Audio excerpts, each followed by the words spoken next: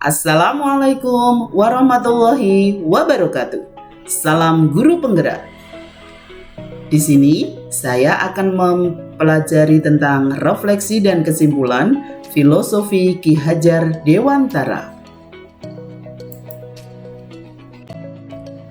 Perkenalkan, saya adalah Nur Hasanah Ani Sudarwanti, calon guru penggerak angkatan 8. Di sini saya akan menampilkan tugas 11A8 koneksi antar materi, kesimpulan dan refleksi modul 1.1. Selamat menyaksikan.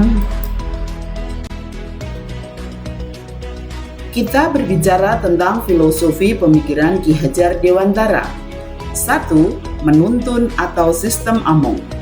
Guru memberikan tuntunan bagi hidup anak-anak agar dapat berkembang dengan subur dan selamat lahir dan batin. Yang kedua, pendidik ibarat petani, yaitu menuntun tumbuh hidupnya kekuatan kodrat alam pada anak agar dapat memperbaiki lakunya dan tumbuhnya kekuatan kodrat anak. Yang ketiga, pendidikan itu sesuai dengan kodrat alam dan kodrat zaman. Kodrat anak itu merdeka dan bermain. Yang keempat, pendidikan itu menanamkan budi pekerti. Budi pekerti merupakan bersatunya cipta, rasa, dan karsa sehingga menimbulkan karya. Yang kelima, pendidikan itu menghamba pada anak. Proses pendidikan harus didasarkan pada kebutuhan dan kepentingan anak. Dan yang keenam, ada tripusat pendidikan. Pendidikan adalah tanggung jawab antara keluarga, sekolah, dan masyarakat.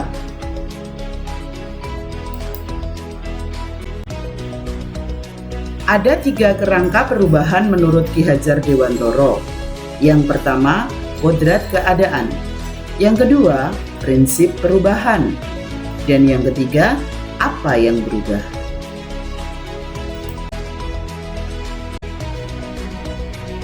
Yang pertama adalah kodrat keadaan. Kodrat keadaan terdiri dari 2. Yang pertama, kodrat alam. Kodrat alam terkait dengan alam atau sosiokultural di mana siswa tinggal. Kodrat zaman, dengan alam yang sama, akan tetapi dari tahun ke tahun akan mengalami perubahan karena kemajuan teknologi. Yang kedua adalah prinsip perubahan, atau yang kita kenal dengan asas Trikon. Untuk yang pertama adalah kontinuitas. Pendidikan harus dilaksanakan secara berkesinambungan dan dilakukan terus-menerus. Yang kedua adalah konvergensi.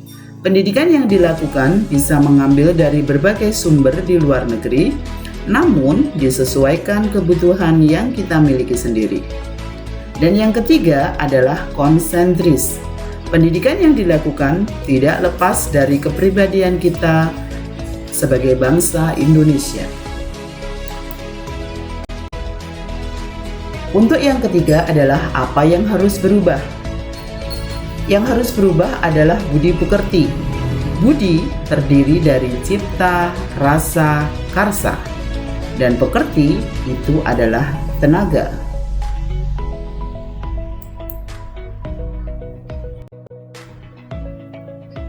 Relevansi pemikiran Ki Hajar Dewantara. Untuk yang pertama adalah pendidikan harus holistik atau seimbang. Pendidikan yang mengembangkan seluruh potensi siswa secara harmonis. Yang kedua, pendidikan harus dinamis.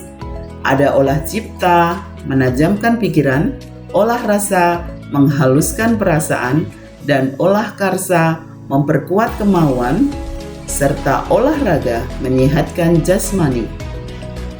Yang ketiga adalah memandang anak dengan hormat. Kita harus menghormati anak dengan segala keadaannya. Ini adalah gambar kebingungan saya sebelum mempelajari modul ini. Sebelum mempelajari modul ini, yang saya percaya tentang murid dan pembelajaran di kelas adalah 1. Kesuksesan pembelajaran adalah semua murid dapat menyelesaikan semua materi dan nilai mencapai KKM atau aspek kognitif. Murid yang pandai adalah murid yang memiliki nilai pengetahuan yang tinggi. 3. Guru adalah pusat pembelajaran atau teacher center. Dan yang keempat adalah kelas sepenuhnya kuasa guru.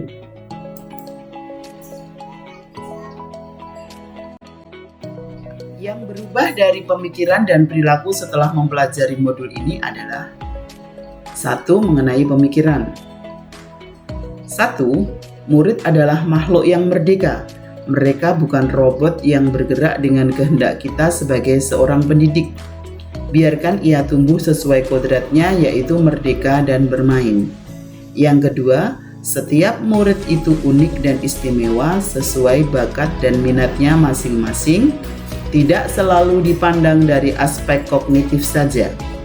3. Guru bukan satu-satunya sumber pembelajaran, dan bahkan pendidikan itu harus menghamba kepada murid. Yang keempat, bahwa guru bukan satu-satunya penguasa kelas, tetapi juga perlu adanya kolaborasi dengan guru lain dan orang tua, dan tentu saja siswa. Untuk perilaku, yang pertama, guru merupakan penuntun pembelajaran yang bermakna bagi murid, sehingga murid menjadi insan yang merdeka sebagai manusia dan anggota masyarakat. Yang kedua, menggali dan mengembangkan bakat, minat, dan kemampuan siswa.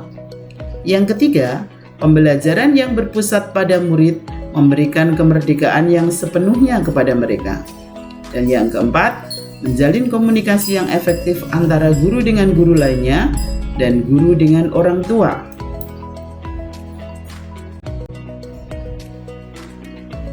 Pengetahuan dan pengalaman baru yang diperoleh adalah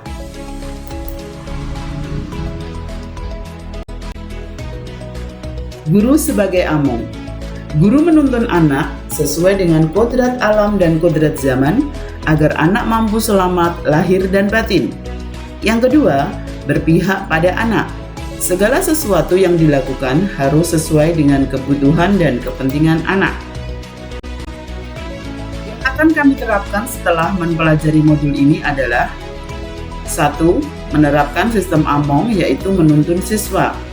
Yang kedua, menerapkan konsep kodrat anak adalah bermain. Yang ketiga, pembelajaran yang menghamba pada siswa. Siswa menjadi pusat pembelajaran.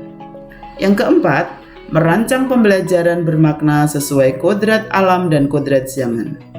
Dan yang kelima, menerapkan merdeka belajar dengan membangun komunikasi dan kesepakatan. Foto-fotonya menjadikan bukti bahwa pembelajaran telah kami terapkan. Kesimpulan. 1. Pendidikan itu menuntun. 2. Pendidikan itu menghamba pada anak. 3. Menyeimbangkan budi, cipta, rasa, dan karsa, dan pekerti, tenaga. Yang keempat, mewujudkan merdeka belajar bagi siswa. Terima kasih atas perhatiannya. Salam guru penggerak. Assalamualaikum warahmatullahi wabarakatuh.